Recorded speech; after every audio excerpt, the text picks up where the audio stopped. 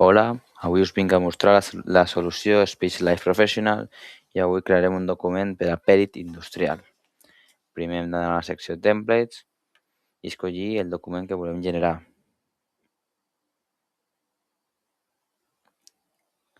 I ara gravarem un àudio per omplir aquest informe. Bon dia, vaig escriure els fets relacionats amb un incendi ocorregut el 14 de març de 2026 a les 3:15 a la nau 3 d'una empresa dedicada a l'emmagatzematge i càrrega de bateries per a carretons elèctrics. L'alarma es va activar mitjançant el sistema automàtic de detecció de fum i va ser posteriorment confirmada pel vigilant de seguretat. Després de l'anàlisi de les càmeres i la inspecció tècnica, es va determinar que el focus més probable de l'incendi es trobava a la zona de càrrega de bateries, concretament a l'estació de càrrega número 4. En aquesta àrea hi havia carregadors, bateries industrials i divers material elèctric.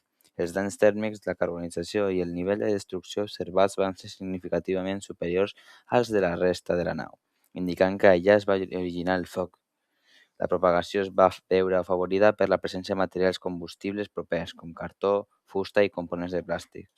Durant la investigació es van revisar fotografies, gravacions de seguretat, registres d'alarmes, documentació de manteniment i declaracions de testimonis. També es van recollir mostres i restes d'equips per a la seva anàlisi tècnica. Les inspeccions van evidenciar signes de sobreescalfament i possibles fallades elèctriques en el carregador associat a l'estació número 4. A més, es va comprovar que aquest equip havia presentat incidències de manteniment prèvies. Es van analitzar diferents hipòtesis, incloent-hi una fallada elèctrica, una reacció tèrmica de les bateries i una possible intervenció intencionada. Després d'avaluar totes les evidències físiques, documentals i testimonials, es va destacar l'existència d'indicis d'incendi provocat. Com a conclusió, la causa més probable de l'incendi va ser una fallada elèctrica en el sistema de càrrega de bateries, que va produir un sobreescalfament progressiu i el posterior inici del foc. L'elevada càrrega tèrmica i la presència de materials combustibles van facilitar la seva ràpida propagació. El grau de certesa d'aquesta conclusió es considera alt per la coherència de totes les evidències analitzades. Una vegada guardat l'àudio, li donarem al botó Generate i omplirà aquest document.